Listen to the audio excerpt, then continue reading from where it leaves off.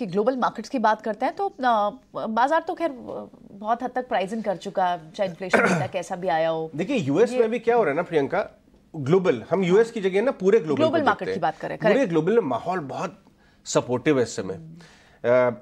दो ऐसी बातें हुई हैं जिसकी वजह से चाइना में एक तो रिटेल सेल्स बहुत बढ़िया आई है, उम्मीद से बेहतर, तो लोगों को एक सेंस जा रहा है कि शायद कंजम्पशन इतना ज्यादा खराब नहीं है चाइना का हाल इकोनॉमी का जितना हम सोच के बैठे थे। और आज इसीलिए हमें मेटल स्टॉक्स पर ध्यान रखना पड़ेगा। तो रिटेल सेल्स अच्छी आई, प्लस उन्होंने सीआरआर भी काटा।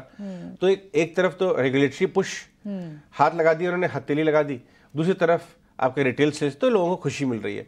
लेकिन वहां हम यूएस की बात करें तो आंकड़े एकदम आउट ऑफ द पार्क खराब नहीं है। और अब जो है नजर पीपीआई और जो भी सीपीआई का डेटा आया था उसके बाद 97-98% लोग ये मानते हैं कि अगले हफ्ते जो फेड मीट है उसमें रेट हाइक नहीं होगा।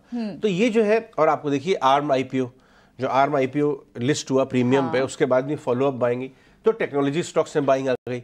इसकी वजह से यूएस मार्केट में बहुत बढ़िया आपको एक टेक्नोलॉजी स्टॉक्स की लेड गेन। तो ग्लोबल मार्केट इस समय बहुत सपोर्टिव है हमारे लिए। अब मैं आता हूं भारतीय मार्केट की तरफ, जहां बहुत ही शानदार काम हुआ। आप कह सकते हैं कि जी हम तो लास्ट आवर ट्रेड में काफी घटके बंद हुए, बिल्कुल बंद हुए, घट से टॉप से घटके बंद हुए, लेकिन बॉटम से ऑफ लोज भी तो बंद हुए। नहीं, बॉटम से ऑफ लोज हुए थे। और आप देखिए ऊपर की कॉल्स में एक्शन शुरू हो गया, लास्ट एक्शन तो शुरू होना ही था। आप देखिए 46,000 बरकरार है बैंक निफ्टी पर भी 20,000 का आंकड़ा बरकरार है। निफ्टी ने करीब 20,200 के आसपास जाके इंटरमीडिएट टॉप बनाया और नीचे बंद हो गया। लेकिन खास बात है ये देखिए साहब, ये पूरा कल्प्रिट था। लोग जो है इसी बच्चे को डांट रहे थे सबसे ज्यादा, किसको? मिड कैप स्मॉल कैप को, लेकिन उसी ने सबसे शानदार प्रदर्शन किया है। बिल्कुल है कि नहीं? बिल्कुल। आपको याद है 2-3 दिन पहले क्या हुआ था स्क्रीन पे? बिल्कुल। और लग रहा था कि जैसे बहुत बड़ी करेक्शन आ जाएगी, मिड कैप स्मॉल कैप से एग्जिट कर देना चाहिए क्या? एग्जैक्टली। तो ये बच्चा जो है हमारा बहुत होनहार प्रदर्शन कर रहा है, और वो है small cap mid cap. Days high पे बंद हुए, 1% से ज्यादा गेन के साथ बंद हुए। पहले मैं बाजार की एक बात बता दूं आपको कि आज आपको मेटल स्टॉक्स पे ध्यान देना पड़ेगा। 3-4 दिन से ऑलरेडी चल रहे थे, लेकिन बल मिलेगा चाइनीज डेटा से। लेकिन आपको पता है एक और चीज इंटरेस्टिंग, हमने बार बार ये बात बताई है, जिस दिन 2 महीने पहले यूएस का Q2 जीडीपी मजबूत आया था, तब से आपको हम आईटी स्टॉक्स में ट्रेड करा रहे हैं। बिल्कुल। कल आईटी स्टॉक्स ने इन्फोसिस, टेक महिंद्रा ओवरऑल 2023 के सारे लॉसेज इरेज कर दिए। और इसको यहां से तेजी मिलेगी क्योंकि अब डील फ्लो आना शुरू हो गए।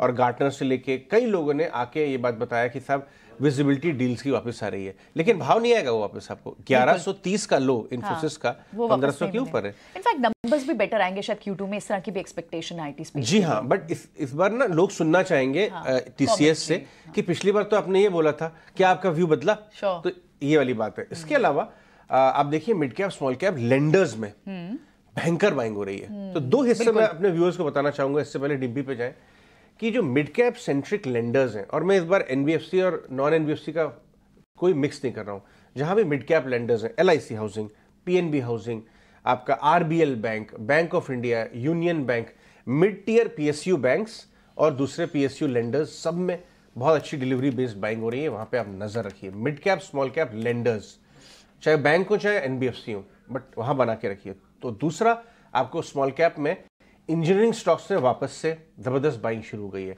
आप ट्रिल को देखिए, ट्रांसफॉर्मर्स एंड रेक्टिफायर्स इंडिया, और दूसरे बैंक पिट्टी इंजीनियरिंग को देखिए कल 8% ऊपर, और भी बहुत सारे।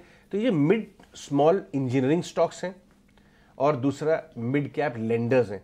ये जो है mid broader market, RBL bank, FNO stock है, राइट? यहां पे आप नजर बना के रखिए, अच्छी बाइंग हो रही है। कल एक और बात हुई पता है, जो आपने बताया ना कि कॉल्स एक्टिव हुई हैं, लेकिन Nifty off lows off highs बंद हुआ 2160-70 का टॉप बना के। कल हमने एक तो FIs की तरफ से सेलिंग की कमी थी, बिल्कुल बाइंग आई है, उल्टा छोटी आई है लेकिन बाइंग आई है। और इंडेक्स फ्यूचर्स में हमने थोड़ी सी अनवाइंडिंग देखी, इसलिए कॉल्स की तरह एक्शन शिफ्ट हो गया। इंडेक्स फ्यूचर अनवाइंड करा, बाजार नीचे, निफ्टी नीचे, लेकिन कॉल्स अभी भी डेटा पॉइंट थोड़ा चेंज हुआ है, क्योंकि इंडेक्स ऑप्शन में आप देखें तो पिछले सेलिंग थी 3 दिन पहले, और बहुत बड़ी सेलिंग थी। तो यानी FNO के डेटा को देखना पड़ेगा एक बार। चलिए चलते